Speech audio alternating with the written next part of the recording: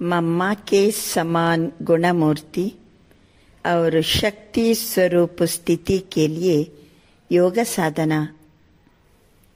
साक्षी व उपरामता के गुण से सदा समेटने की शक्ति संपन्न। ಸಾಕ್ಷಿ ಅಥವಾ ಉಪರಾಮ್ ಗುಣದಿಂದ ಸದಾ ಸಂಕುಚಿತಗೊಳಿಸುವ ಶಕ್ತಿಯಲ್ಲಿ ಸಂಪನ್ನ. ಗುಣ ಯಾವುದು? ಸಾಕ್ಷಿಯಾಗಿರುವುದು ಅಥವಾ ಉಪರಾಮಲ್ಲಿ ಇರುವುದು, ಭಿನ್ನವಾಗಿ ಯಾವುದರ ಪರಿಣಾಮ ಇಲ್ಲದೆ ನಿರ್ಲಿಪ್ತವಾಗಿರುವುದು. ಇದರಿಂದ ಶಕ್ತಿ ಯಾವುದು ಸಂಪನ್ನ ಆಗ್ತೀವಿ? ಸಮೇಟ್ನಿಕ್ಕಿ ಶಕ್ತಿ. ಆಮೇಲೆ ಕಣ್ಣ ಮುಂದೆ ಬಂತ ವಿಸ್ತಾರ ಅಲ್ಲ, ಇಂದ್ರಿಯಗಳನ್ನು ವಿದೃಢ ಮಾಡಿಕೊಳ್ಳೋದು ಅಂದರೆ ಸಂಕುಚಿತಗೊಳಿಸುವ ಶಕ್ತಿಯಲ್ಲಿ संपन्न। मम्मा ने सदा साक्षी दृष्टा बनकर स्वयं के और अन्य आत्माओं के पार्ट को देखा। मम्मा सदा ಸಾಕ್ಷಿ ದೃಷ್ಟಿಯಲ್ಲಿ ಇರ್ತಿದ್ರು. ಸಾಕ್ಷಿ ದೃಷ್ಟಿಯಲ್ಲಿ ಇದ್ದುಕೊಂಡು ತಮ್ಮ ಪಾತ್ರವನ್ನು, अन्य आत्मಗಳ ಪಾತ್ರವನ್ನು ನೋಡ್ತಾ ಇದ್ರು.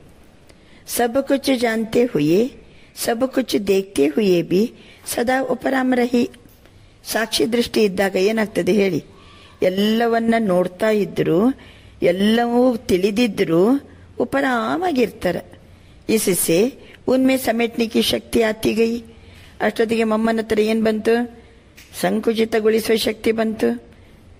कभी किसी के भी हिसाब किताब का पार्ट को देखकर क्यों, क्या, कैसे के प्रश्न में उलझी नहीं, उनका विस्तार नहीं किया. ಅಷ್ಟೊತ್ತಿಗೆ ಬಾಬಾ ಮಮ್ಮ ಸಾಕ್ಷಿ ದೃಷ್ಟಿಯಲ್ಲಿ ಇದ್ದಿರುವ ಕಾರಣದಿಂದ ಬೇರೆಯವ್ರದೆಲ್ಲ ನೋಡ್ತಾ ಇದ್ರೂ ಸಹಿತ ಗೊತ್ತಾಗ್ಬಿಡ್ತಿತ್ತು ಅವರಿಗೆ, ಇದು ಲೆಕ್ಕಾಚಾರ, ಇದು ಅವರ ಪಾತ್ರ. ಅದನ್ನು ನೋಡ್ತಾ ಇದ್ರು. ಯಾಕೆ, ಏನು, ಹೇಗೆ ಎನ್ನುವ ಪ್ರಶ್ನೆಯಲ್ಲಿ ಸಿಕ್ಕಾಕೊಳ್ಳಿಲ್ಲ.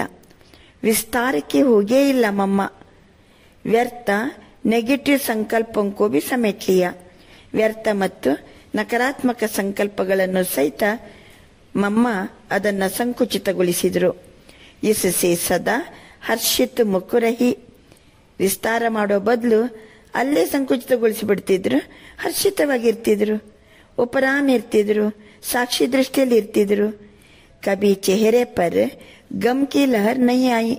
ಮಮ್ಮರವರ ಮುಖದಲ್ಲಿ ದುಃಖದ ಅಲೆಗಳೇ ಬಂದಿಲ್ಲ. ಆದ್ದರಿಂದ ಸಾಕ್ಷಿ ಅಥವಾ ಉಪರಾಮ್ ಈ ಗುಣ ಇದ್ದಾಗ ಸದಾ ಸಮೇಟ್ನೆ ಕಿ ಶಕ್ತಿ ಸಂಪನ್ನ. ಅಂದರೆ ವಿಸ್ತಾರದಲ್ಲಿ ಹೋಗುವುದಿಲ್ಲ, ಯಾಕೆ ಏನು ಪ್ರಶ್ನೆಯಲ್ಲಿ ಹೋಗಂಗಿಲ್ಲ. ಸಮೇಟ್ನ ಹೇಗೆ? ಆಮೆ ಇಂದ್ರಿಯಗಳನ್ನು, ಕಣ್ಣು, ಕೈ ಎಲ್ಲ ಹೊರಗಾಗ್ತಿತ್ತು, ಬೇಡವಾದಾಗ ಒಳಗೆ ಹೇಳ್ಕೊಳ್ತಿತ್ತು ಅಷ್ಟೇ. ಯಾಕೆ ಏನೇನೋ ಪ್ರಶ್ನೆಗಳ ವಿಸ್ತಾರದಲ್ಲಿ ಮಮ್ಮ ಹೋಗ್ತಿರ್ಲಿಲ್ಲ. ಆವಾಗ ಮುಖ ಯಾವಾಗಲೂ ಖುಷಿಯಲ್ಲಿ ಹರ್ಷಿತ ಮುಖವಾಗಿ ಇರ್ತಿತ್ತು. ಬನ್ನಿ ಯೋಗಾಭ್ಯಾಸ. ನಾನು ಆತ್ಮ ಜ್ಯೋತಿ, ಅಂತರ್ಮುಖತೆಯ ಗುಹೆಯ ಒಳಗಡೆ ಏಕಾಂತವಾಗಿದ್ದೇನೆ. ಏಕರಸ ಸ್ಥಿತಿಯಲ್ಲಿದ್ದೇನೆ. ಆತ್ಮಸ್ವರೂಪವನ್ನು ದರ್ಶಿಸುವುದರಲ್ಲಿ ಏಕಾಗ್ರ ಸ್ಥಿತಿ. ನಾನು ಆತ್ಮ, ಅವಿನಾಶಿಯಾದ ಜ್ಯೋತಿ, ಚೈತನ್ಯ ಶಕ್ತಿ. ಎಲ್ಲ ಕರ್ಮೇಂದ್ರಿಯಗಳ ಮೂಲಕ ಕೆಲಸ ಮಾಡಿಸುವ ಆತ್ಮ ಜ್ಯೋತಿ ಮಾಲೀಕ. ಈ ದೇಹ ಎನ್ನುವ ಯಂತ್ರದ ಮೂಲಕ ಕೆಲಸ ಮಾಡಿಸುವ ಆತ್ಮ ಜ್ಯೋತಿ ನಿಯಂತ್ರಕ. ದೇಹ ಎನ್ನುವ ಕಾರಿನಲ್ಲಿ ಆತ್ಮ ಜ್ಯೋತಿ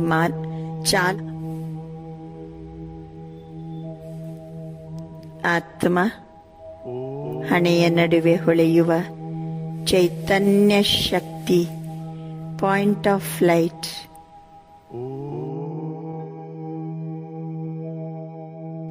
ಈಗ ನಾನಾತ್ಮ ದೇಹದಿಂದ, ಜಗತ್ತಿನಿಂದ,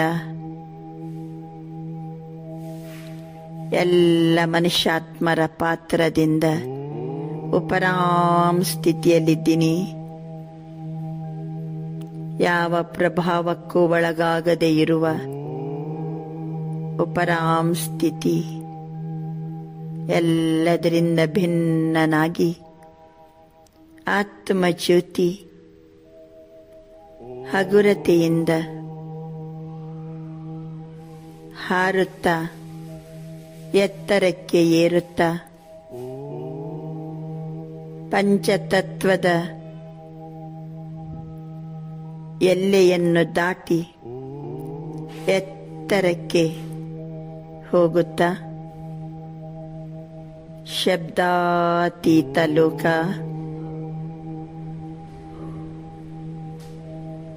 ಪರಮಧಾಮ, ಜ್ಯೋತಿರ್ಲೋಕ, ಜ್ಯೋತಿ ಆತ್ಮ ನಾನೀಗ ಸರ್ವಶಕ್ತಿವಂತ ತಂದೆಯ ಸಮ್ಮುಖದಲ್ಲಿದ್ದೇನೆ. ಬಾಬಾ, ತಾವು ಸರ್ವಶಕ್ತಿವಾನ್.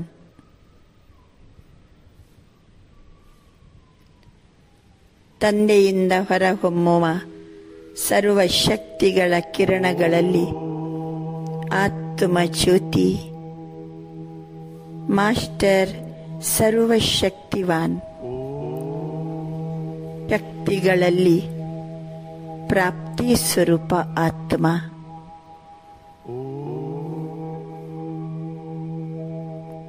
ಆತ್ಮ ಜ್ಯೋತಿ ಪವರ್ಫುಲ್.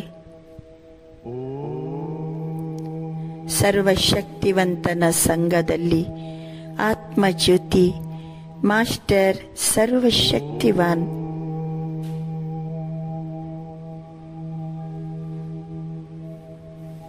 ಆಹಾ, ಸರ್ವಶಕ್ತಿಗಳ ಕಿರಣದಿಂದ ಆತ್ಮ ಜ್ಯೋತಿ ಪವರ್ಫುಲ್.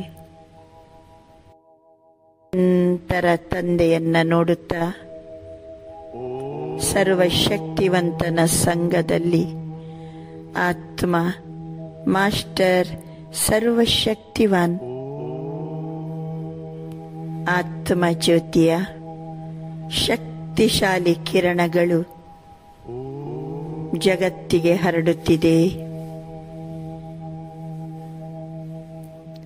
ಜಗತ್ತಿನ ಆತ್ಮಗಳಿಗೂ ಸಹ ದುಃಖ ಚಿಂತೆ ದೂರ ಮಾಡಲು ಸಹಯೋಗವನ್ನು ನೀಡುತ್ತಿದೆ. ಒಂದು ಕಡೆ ತಂದೆಯಿಂದ ಸರ್ವಶಕ್ತಿಗಳನ್ನು ತುಂಬಿಕೊಳ್ಳುತ್ತಿದ್ದೇನೆ, ಇನ್ನೊಂದು ಕಡೆ ಸರ್ವಶಕ್ತಿಯ ಕಿರಣಗಳು ಜಗತ್ತಿನ ಕಡೆಗೆ ಹರಿಯುತ್ತಿದೆ. ಎಲ್ಲ ಆತ್ಮಗಳು ದುಃಖದಿಂದ, ನೋವಿನಿಂದ, ಚಿಂತೆಯಿಂದ ಮುಕ್ತರಾಗಲು ಈ ಶಕ್ತಿಯ ಕಿರಣ ಸಹಯೋಗ ನೀಡುತ್ತಿದೆ. ನನಾತ್ಮ ಶಕ್ತಿ ಸ್ವರೂಪ, ನನಾತ್ಮ ಶಕ್ತಿ ಸ್ವರೂಪ.